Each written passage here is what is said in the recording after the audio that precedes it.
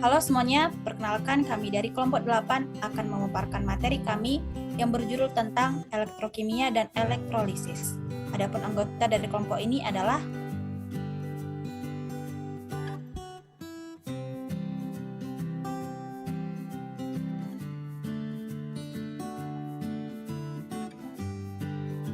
saya sendiri, Dewi Grisani Simanjuntak, dan rekan kami Saya Jeremy Ramoningga.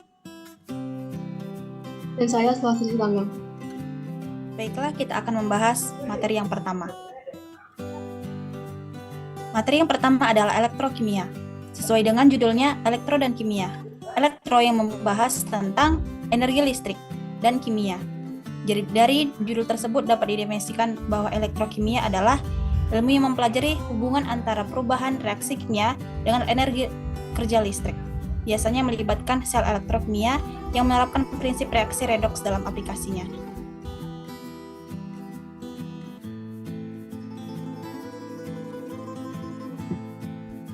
Selanjutnya, elektrokimia dibagi menjadi dua, yaitu sel volta dan sel elektrolisis. Di mana sel volta adalah sel yang mengubah energi kimia menjadi energi listrik, sedangkan sel elektrolisis adalah sel yang mengubah energi listrik menjadi energi kimia.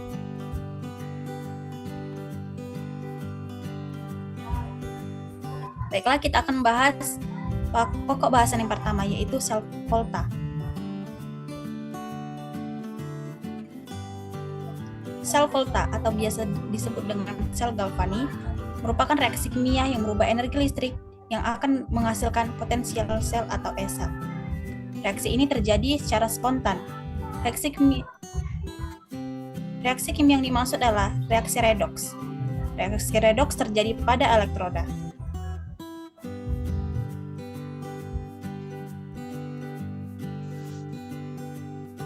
Apa itu elektroda?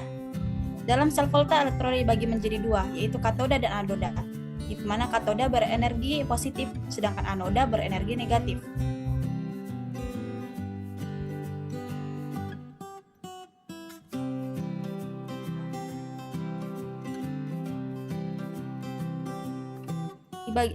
Di bagian-bagian sel volta terdapat beberapa prinsip kerja sel volta. Yang pertama, sel volta dapat mengubah energi reaksi kimia menjadi energi listrik. Kemudian elektroda tempat berlangsungnya reaksi oksidasi disebut anoda yang berenergi negatif, dan reduksi disebut katoda yang berenergi positif.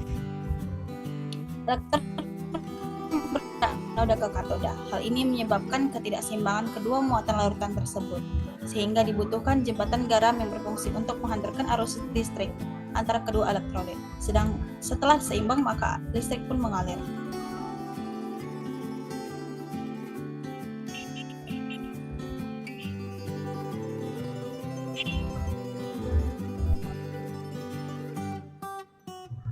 Di dalam sel volta dapat elektroda anoda yang bermuatan negatif terletak di bagian paling kiri, dan elektroda katoda berenergi positif terletak paling kanan. Kemudian dari gambar tersebut, tanda dua garis vertikal melambangkan jembatan garam yang memisahkan kedua setengah sel. Kemudian tanda garis vertikal 1 melambangkan batas fase antara komponen-komponen dengan fase yang berbeda. Kemudian tanda koma digunakan untuk memisahkan komponen-komponen dalam fase yang sama. Dalam gambar tersebut dapat dilihat bahwa persyaratan dari pembuatan jembatan garam pada sel volta.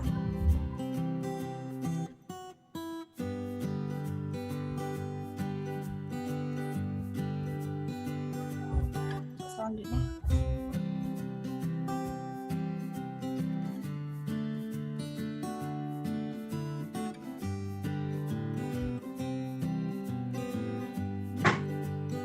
di dalam sel volta atau sel galvani terdapat deret volta, yaitu deret adalah deret elektrokimia atau kereaktifan logam yang menunjukkan nilai potensial elektroda standar logam atau E derajat. Dapat dilihat pada slide bahwa deret sel volta adalah sebagai berikut, di mana semakin ke kiri, maka akan semakin mudah mengalami oksidasi. Kemudian energi selnya akan semakin kecil. Kemudian reduktor akan semakin kuat. Dan jika semakin ke kanan, akan semakin mudah mengalami reduksi. Kemudian selnya akan semakin besar, kemudian akan terjadi oksidator yang semakin kuat.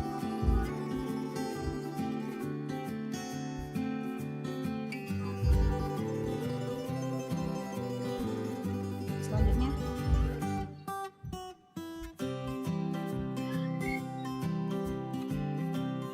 pada slide berikut kami akan menjelaskan beberapa tips untuk menghafal direct volta, di mana pada direct volta dapat lihatlah kalau Bapak Kaisar nanti meninggal, alam mana air zaman kerajaan Firaun cerdik cocok Nabi Sulaiman, pemberatas huruf sambal bibi, cukup hangus agak pahit au.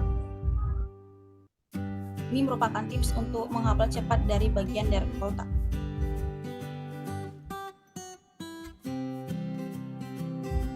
Kita masuk ke dalam contoh soal yang pertama. Diketahui potensial elektroda perak dan tembaga sebagai berikut. Ag positif ditambah energi E menjadi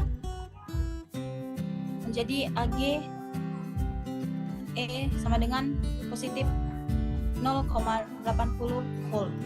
Kemudian Cu2 plus ditambah 2 elektron menjadi Cu sama dengan positif 0,34 volt. Pertanyaannya, tulislah diagram sel volta yang dapat disusun dari kedua elektroda tersebut. Kemudian tentukan potensial standar sel tersebut. Kemudian tuliskan pula reaksinya. Pembahasan dari soal tersebut adalah katoda sama dengan Ag atau energi selnya lebih besar, dan anoda Cu energi selnya lebih kecil. Jawaban yang pertama di game selnya adalah Cu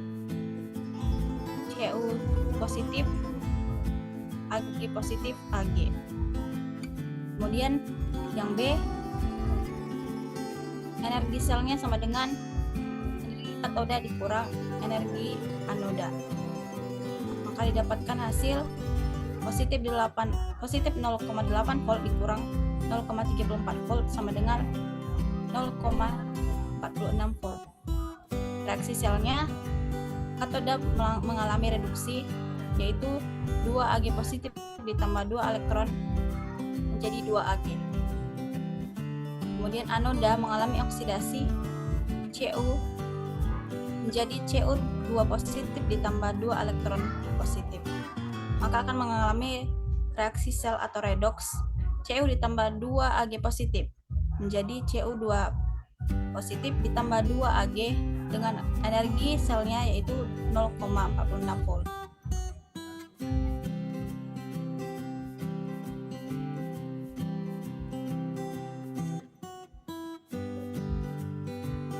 Nah, soal yang kedua yaitu berdasarkan data yang tertera di atas, logam berikut yang memiliki sifat prediktor paling kuat adalah. Pembahasannya,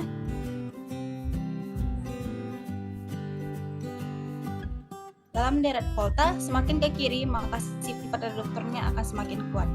Artinya unsur yang terletak di sebelah kiri akan mampu mereduksi ion-ion unsur di sebelah kanannya, tetapi tidak mampu mereduksi ion-ion dari unsur sebelah kirinya. Di antara 5 unsur tersebut, Mg atau magnesium berada di paling kiri dalam direct volta, sehingga magnesium merupakan reduktor kuat di jawab yang ada.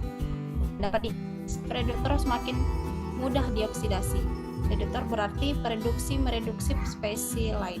Oleh karena itu reduktor mengalami oksidasi. Jadi jawaban yang tepat dalam pertanyaan berikut adalah opsi C.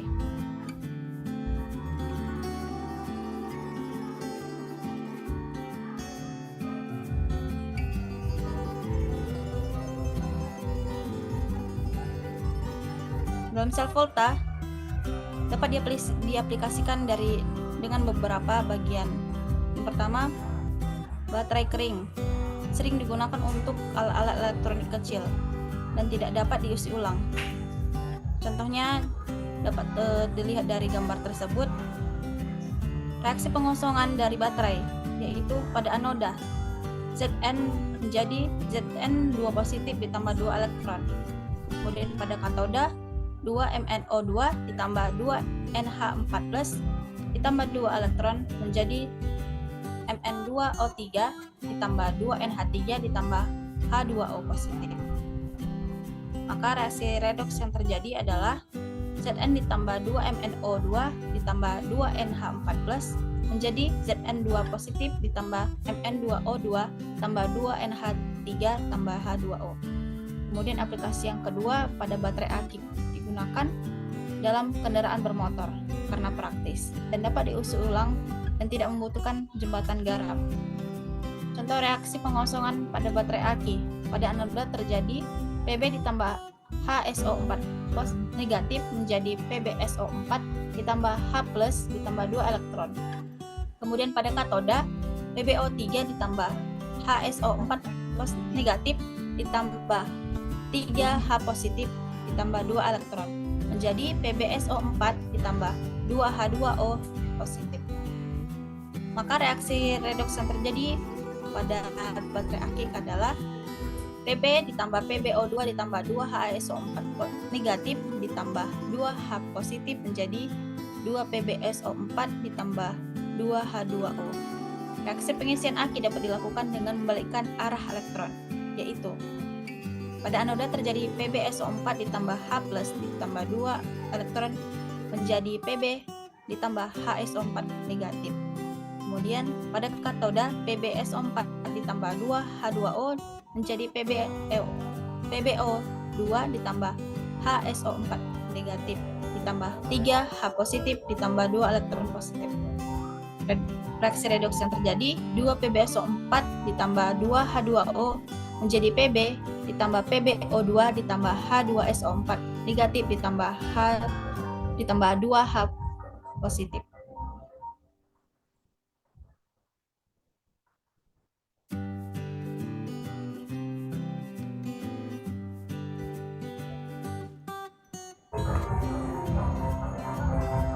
Kemudian contoh soal yang ketiga. Berikut adalah beberapa elektroda yang dapat dikombinasikan menjadi pasangan sel volta. Dari kelima elektroda tersebut yang tidak mungkin menjadi katoda adalah dari kelima elektroda tersebut dapat dilihat logam yang memiliki energi sel lebih kecil selalu berada di anoda. Dari kelima elektroda tersebut yang memiliki energi sel yang paling kecil adalah Mg atau magnesium, sehingga magnesium lebih mudah teroksidasi. Jadi jawaban yang tepat dalam pertanyaan tersebut adalah opsi E.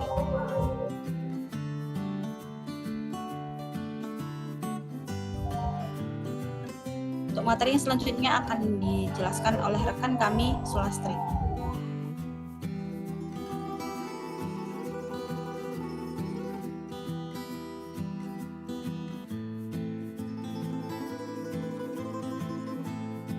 Baiklah, untuk bagian yang kedua yaitu sel elektrolisis.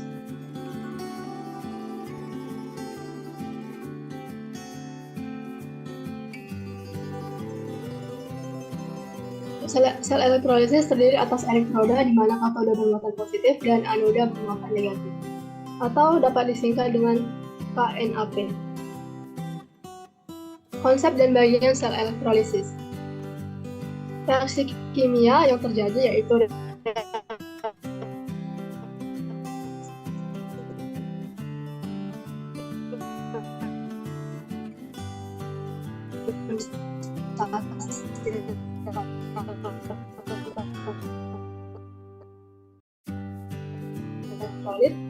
menghasilkan dengan elektroda negatif dan ioda bermuatan positif dan katoda bermuatan negatif, oksidasi dan reduksi, dan terdapat sumber arus dan elektron.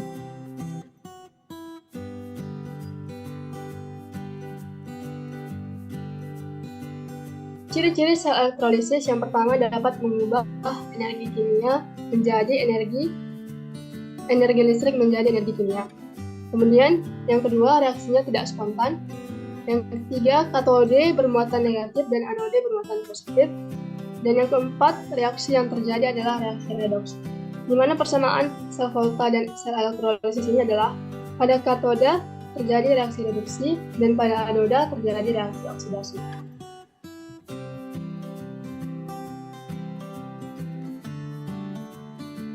Reaksi elektrolisis di katoda, yaitu bergantung pada jenis kationnya, di mana logam aktif, yaitu logam 1A kecuali hidrogen, 2A Al3 positif, dan Mn2 positif, di mana fase larutan adalah aqueous, maka air mengalami reduksi, di mana reaksinya adalah 2H2O ditambah 2 elektron menghasilkan H2 ditambah 2 OH.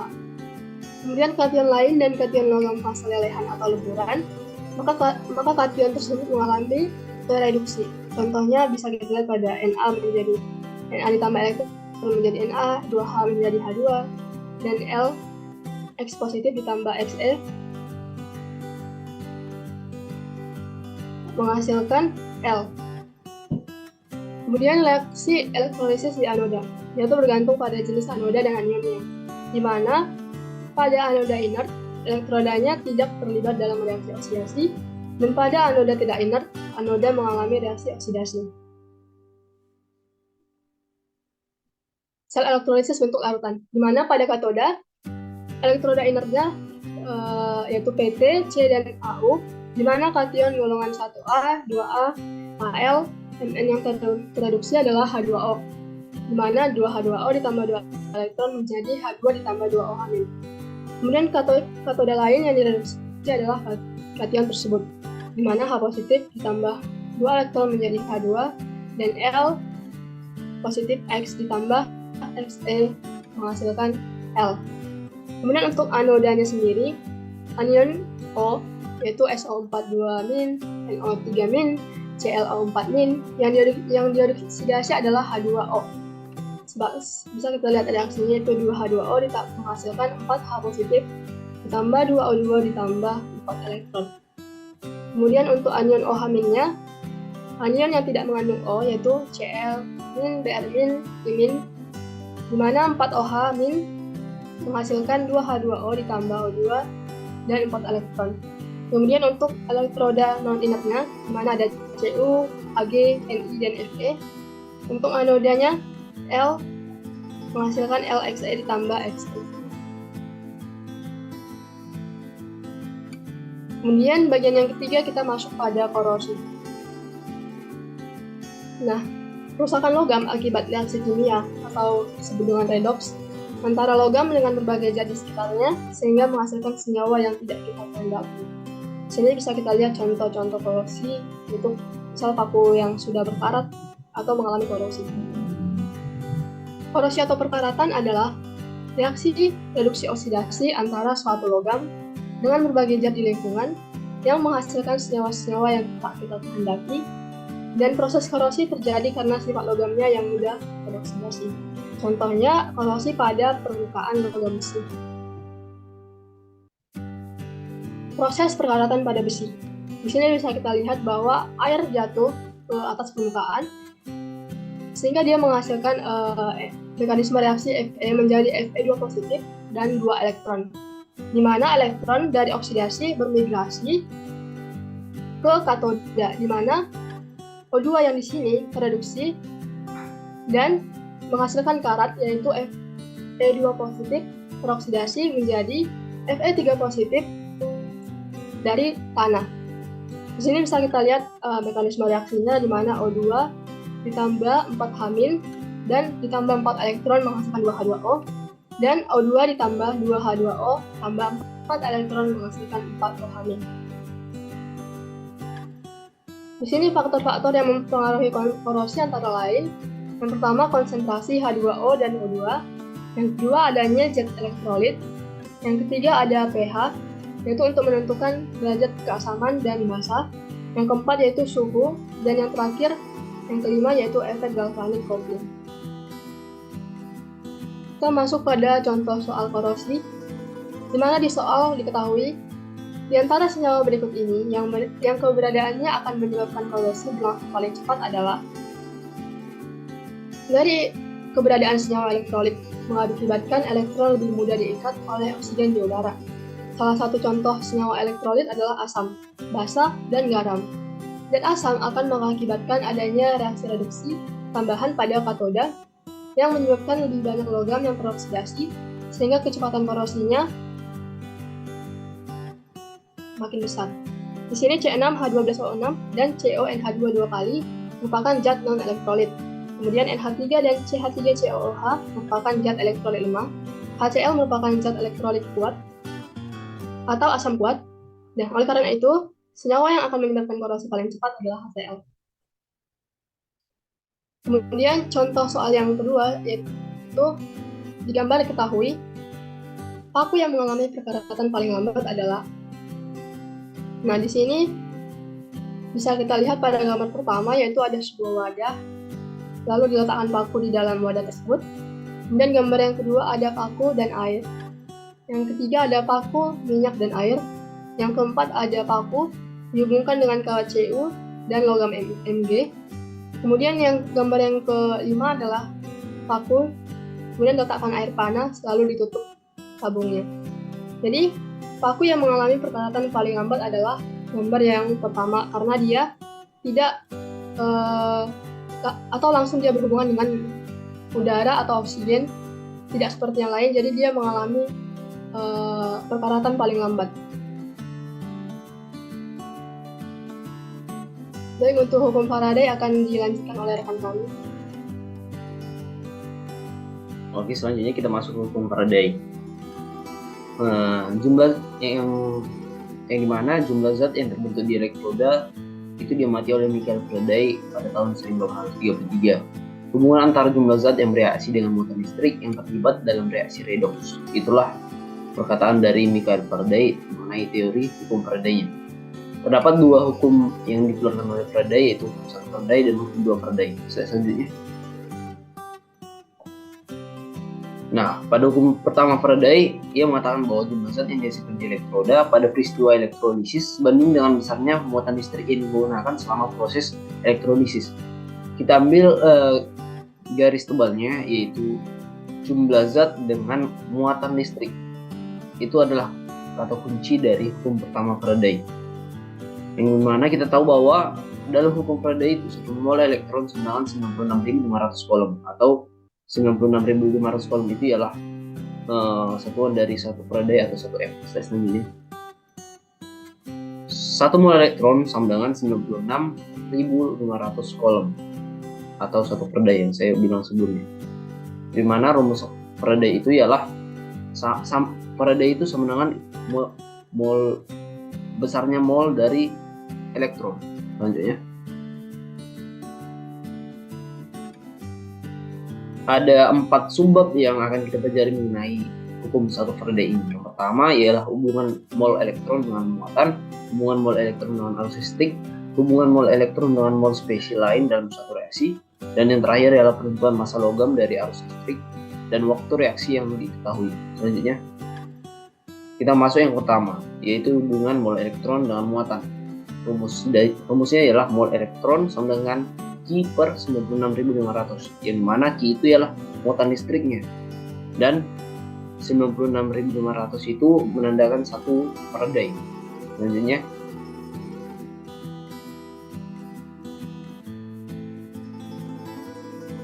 kita langsung masuk ke contoh soal supaya teman-teman langsung mengerti. Yang dimana contoh soalnya ialah suatu reaksi elektrolisis menggunakan muatan listrik sebesar 19.300 coulomb. Jumlah mol elektron yang terlibat dalam reaksi adalah. Nah, kita ambil langsung kata kunci yang dimana diketahui muatan listriknya 19.300 coulomb. Itu langsung dibagi dengan 96.500 untuk mendapatkan mol dari elektron. Karena rumus dari mol elektron ialah Q per F. Kita masukkan Q-nya sama 19.300 per 96.500 dan didapat hasilnya ialah mol elektron sama 0,2 mol. Selanjutnya, yang kedua ialah hubungan mol elektron dengan arus listrik.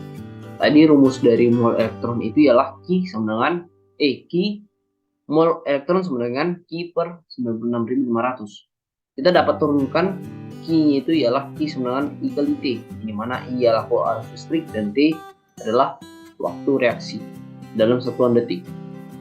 Selanjutnya, kita masuk ke contoh soal. Sebuah elektrolisis berlangsung selama 9650 detik dengan menggunakan arus listrik sebesar 2 ampere. Jumlah mol yang terlibat ialah, kita ingat rumusnya tadi ialah I kali T per 1 Faraday. Yang mana I di soal diketahui 2 ampere dan T-nya ialah 9650 detik waktunya. Langsung kita kalikan 2 kali 9650 per 96500 dan didapat mol elektronnya 0,2 mol. Selanjutnya kita masuk ke subbab yang ketiga, ialah hubungan mol elektron dengan mol spesi lain dalam satu reaksi. Dalam satu reaksi, perbandingan mol setara dengan perbandingan koefisien. Kita ambil garis besarnya, mol setara dengan perbandingan koefisien dari reaksi. Maka didapat perbandingan mol A per mol B sama dengan koefisien A per koefisien B, di mana mol itu sebanding dengan koefisien yang tadi seperti saya bilang. Selanjutnya,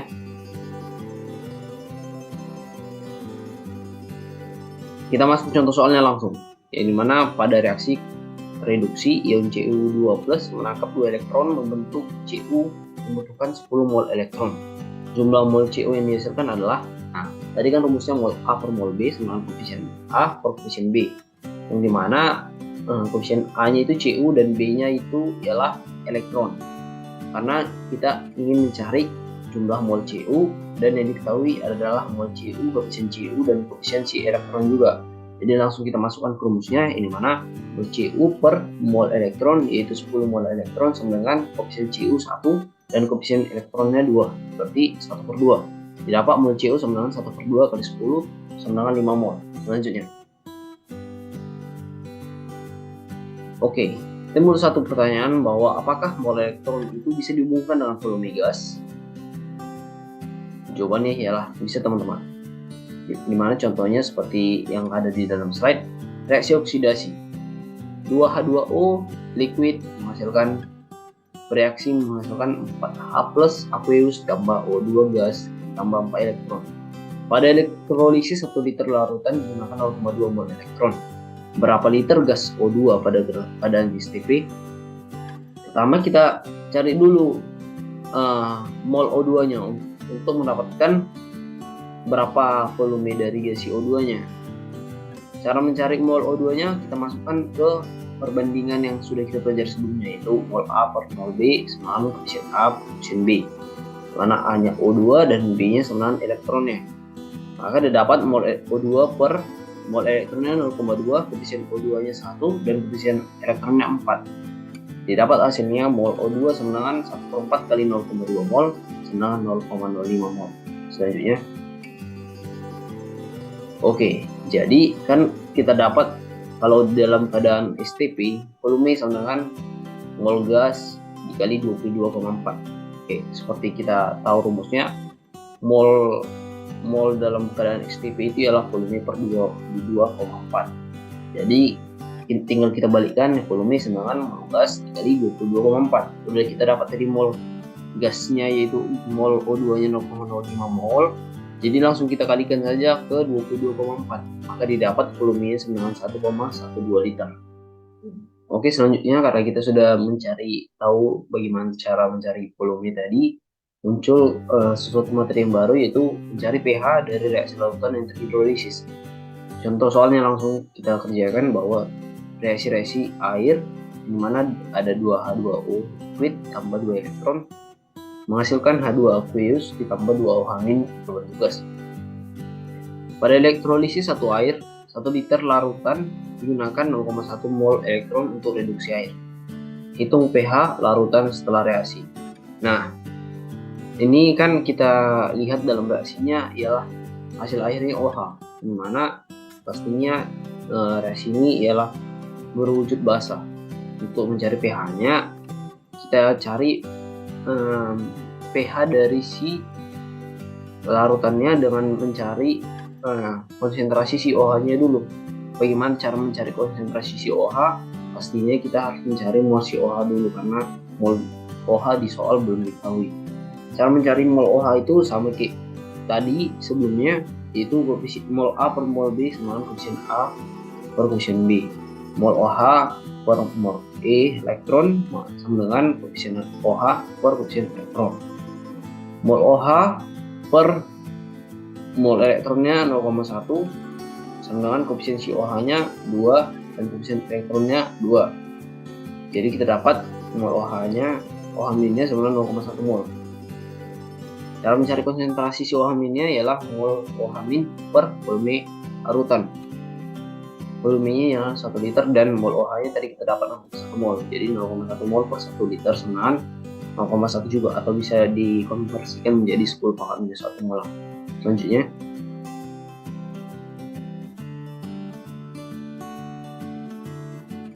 oke, kita masuk untuk mencari pOH dari si OH-nya. Baru kita cari pH-nya dengan cara 14 kurang pOH. Kita cari pOH-nya dengan cara minus logaritma konsentrasi si OH min. Kita tadi dapat konsentrasi OH min 0,1 atau 10 pangkat minus 1. Jadi kita masukkan minus dari logaritma 10 pangkat minus 1 sama dengan 1. Jadi untuk mencari pH-nya yaitu 14 kurang pOH. Jadi 14 kurang pOH-nya 1 berarti 14 kurang 1 sama dengan pH dari reaksinya ialah 13. Selanjutnya, yang terakhir dari subbab hukum satu Faraday yaitu penentuan massa logam dari arus listrik dan waktu reaksi yang diketahui. Nah, rumusnya ialah massa endapan logam atau disimbolkan dengan W sama dengan AR kali I kali T per 96.500 kali N. Di mana W-nya tadi massa endapan logam, R-nya massa atom relatif, T-nya waktu dalam detik, I kuat arus listrik dalam ampere, dan N jumlah elektron yang terlibat di dalam reaksi pengendapan. N ini bukan mol ya teman-teman, tapi jumlah elektron yang terlibat dalam reaksi. Selanjutnya kita masuk ke dalam soalnya langsung. Ada suatu reaksi yaitu Cu2+ aqueous tambah 2 elektron menghasilkan Cu solid. Reduksi ion Cu2+ menjadi logam Cu, di mana air Cu-nya ya 63,5 gram per mol menggunakan arus listrik sebesar 10 ampere selama 965 detik. Massa endapan Cu-nya ialah, kita masuk ke rumusnya tadi, W sama AR kali I kali T per 96.500 dikali N. Dalam hal ini ialah kita mencari massa endapan Cu-nya. Jadi kita masukkan air Cu tadi 63,5 yang diketahui dalam soal dikali 10 buat arus listriknya, dan selama 965 detik kali 965 per 96.500 dikali 2. 2 itu ialah jumlah koefisien dari si elektron, bukan jumlah mol si Cu. Oke, jadi 63,5 kali 10 kali 965 per 96.500 kali 2 didapatkan massa endapan si Cu-nya 3,175 gram. Selanjutnya,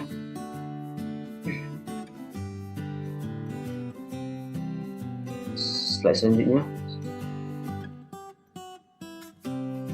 Oke, masuk kita ke hukum 2 Faraday. Hukum 1 sudah selesai, masuk hukum 2 Faraday. Ini yang dikatakan oleh Michael Faraday pada hukum keduanya ialah massa ekuivalen zat yang diledakkan pada elektroda akan setara jika muatan listrik yang diledakkan ke dalam zat sama. Kata kunci di sini ialah massa ekuivalen zat dengan muatan listrik. Kenapa kita selalu berbicara tentang muatan listrik? Karena pada subbab ini seperti yang dijelaskan oleh rekan saya Dewi dan Sulastri pada subbab sebelumnya, ini kita menjelaskan tentang hubungan antara muatan listrik dengan reaksi dari kimia. Nah, rumus umum dari hukum 2 Faraday itu ialah W1 per W2 sama E1 per E2.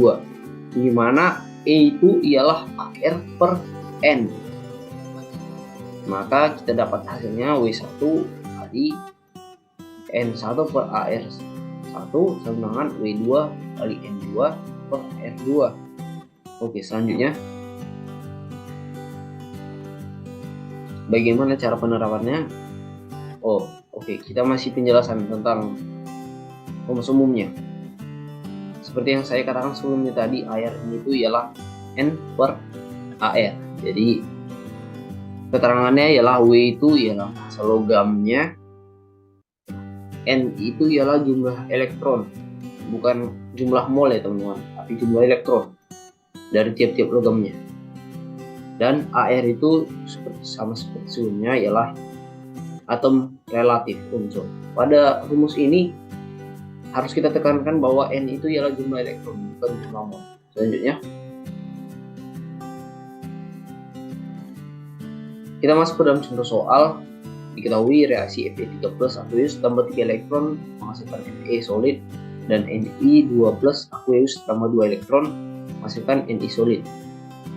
Pada arus listrik yang sama digunakan untuk mereduksi ion Fe3+ dan Ni2+ jika dihasilkan 5,6 gram Fe, di mana air Fe-nya 56 gram per mol. Massa logam Ni-nya berapa? Diketahui air Ni-nya 59.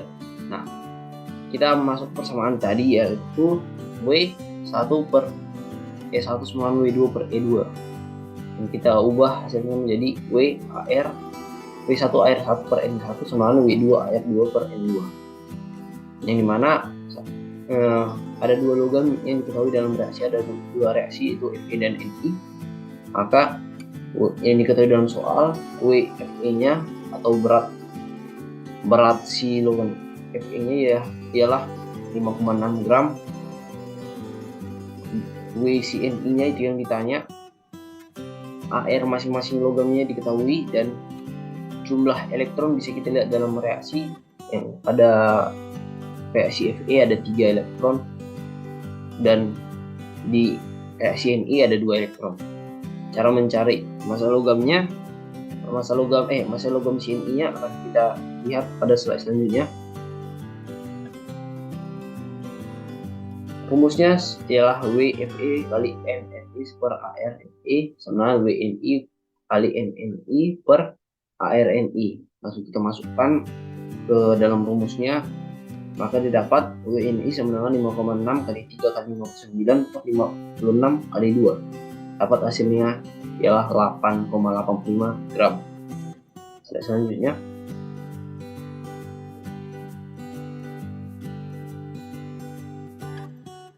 Selanjutnya oke, itu penjelasan tentang hukum 1 per Day dan hukum 2 per Day yang saya jelaskan. Untuk selanjutnya saya serahkan kepada moderator.